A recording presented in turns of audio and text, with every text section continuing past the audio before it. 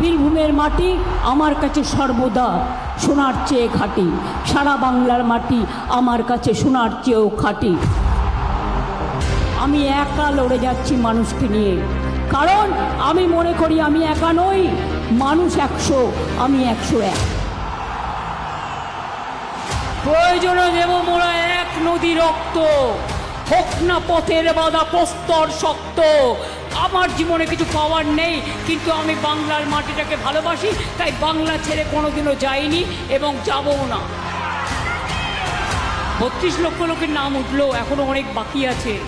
BJP আগে জবাব দাও, হিম্মত আছে তো 24-এর লিস্টে ভোট করাও। যতই করো হামলা হবে সাইয়ারের বদলা, যতই করো হামলা হবে এনআরসির বদলা, যতই করো চক্রান্ত সবটাই হবে ব্যর্থ।